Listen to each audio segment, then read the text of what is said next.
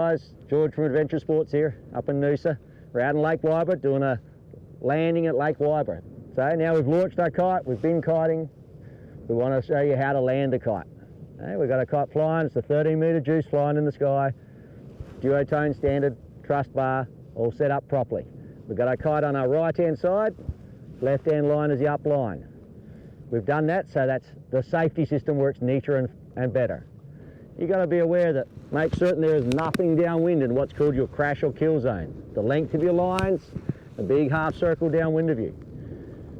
This doesn't involve your fingers, doesn't involve any danger, it involves your safety line being free and clear, not all tangled, set up properly, knowing your equipment, and simply bringing your kite, hovering it down that edge of the window.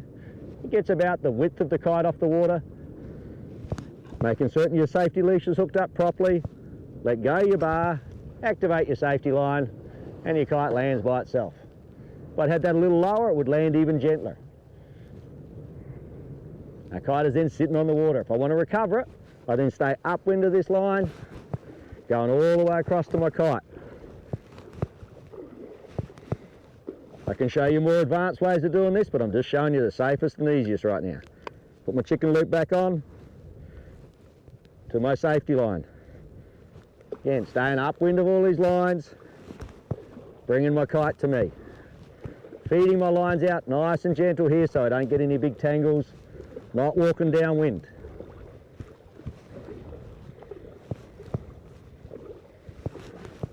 I keep the tension on only my safety line while I'm walking across.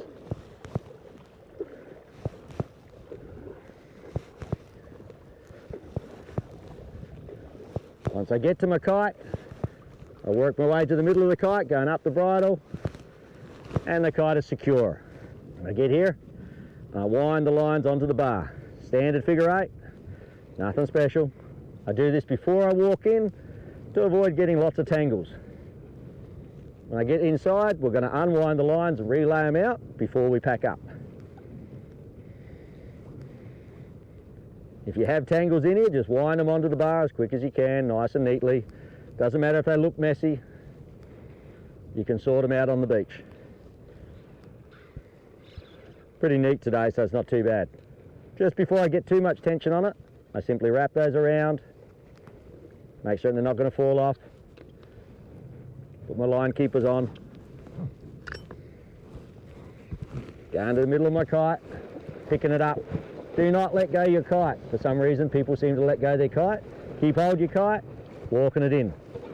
We could now tip it over, pick her up off the ground, carry the whole lot in quite easily. If there's no wind, sometimes you have to carry it the other way up and sort of slowly float it back in there. Okay, so now we've got her back in here, we've carried her in, our bar and lines are wrapped up. I'm going to tip her over on the beach, nose down into the wind. Going to have to put my bar and lines underneath. Looks ugly right now, but it'll be fine. Make certain you secure it with something on top of it. And behind, bring all the lines and connection points back under the kite where they're supposed to be.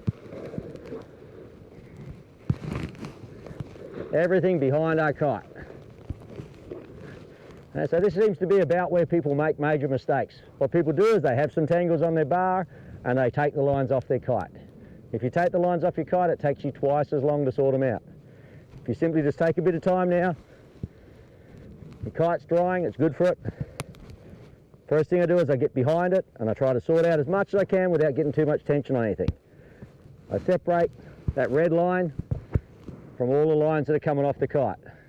I take my line keepers off and I don't try to get the minimum amount of tension on them as I walk these lines back out. So that red line is obviously pulled through, so one line is going to be way shorter than the others. That's why we're not getting tension on them yet. Any tangles and things, you want to get all the lines off your bar before you start trying to fix them. It definitely seems to be a point where people have take the lines off their kite rather than sort out their lines before they go home. If we can sort out our lines while they're still attached, it's a lot easier.